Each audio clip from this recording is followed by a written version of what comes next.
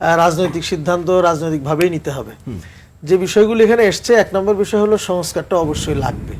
যদিও দুই একজনে একটু একটু দ্বিমত পোষণ করেছেন কিংবা জাহিদ ভাই আবার বলার চেষ্টা করেছেন, কিন্তু আসলে সংস্কার না হলে আমরা আলটিমেটলি আগের জায়গাতেই আমরা ফেরত যাচ্ছি। উনি জাহিদ ভাই যথার্থই বলেছেন যে আসলে কেবল সংবিধান দিয়ে সবকিছু হয় না। আমরা যদি ব্যক্তিগতভাবে মানুষ ভালো না হই, আমার দলটাকে রিফর্ম না করি, আসলে শুধু কাগজ কলম দিয়েই সবকিছু হবে না।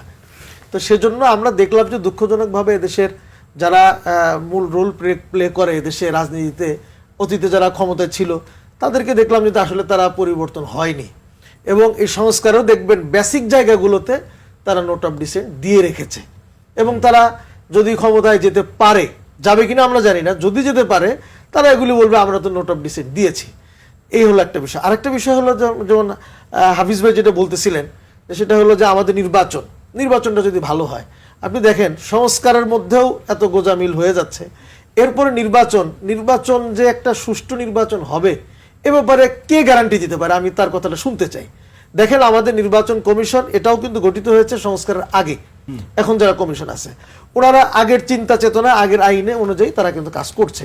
এবং নির্বাচন কমিশনার মানে এত মজার, উনি অনেক আগেই বলে দিয়েছেন আমরা নির্বাচনের জন্য প্রস্তুতি নিচ্ছি, তখনও আমাদের সংস্কারের কাজ চলছে। উনি কোন আইনে উনি প্রস্তুতি নিয়েছেন? এবং এখনো যেসব উদ্ভট কথা একটা বলেন কয়েকদিন পর পর, উনি বলেন পিআর সংবিধানে নাই, পিআর এখানে নাই, সেখানে নাই, অনেক কথা তিনি বলছেন। এবং দেখেন উনার যে প্রত্যেকটা কাজ, ওনাদের নিয়ম কানুনে না থাকলে তারা কি বলবে? না দেখেন উনার তো অনেক কিছুই, উনি যে এসেছেন উনিও তো সংবিধানে নাই। উনি যে এসেছেন উনি কিভাবে এসেছেন?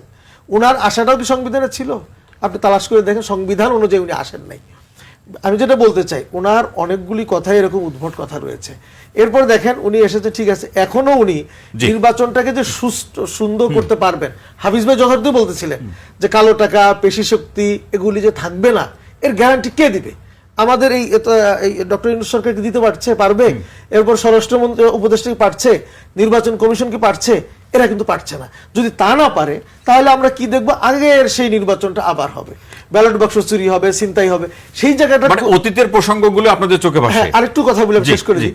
এটা যদি হয়, আবার বলছেন যে বিএনপি আসলে ভালো করবে, এই যে কথাগুলি বলতেছেন, বিএনপি আগেও ক্ষমতায় ছিল, আমরা তাদেরকে চিনি। এবং বাংলাদেশের রেকর্ডটা কি জানেন? আগের বার বিএনপি যখন ক্ষমতায় ছিল তার অ্যাটিটিউড যতটা না ছিল, এরপর আওয়ামী লীগ এসে সে আরো খারাপ করেছে, বিএনপি ওখান থেকে শিখে পরের বার আরো খারাপ করার চেষ্টা করেছে। মাসুদ ভাই অসংখ্য ধন্যবাদ।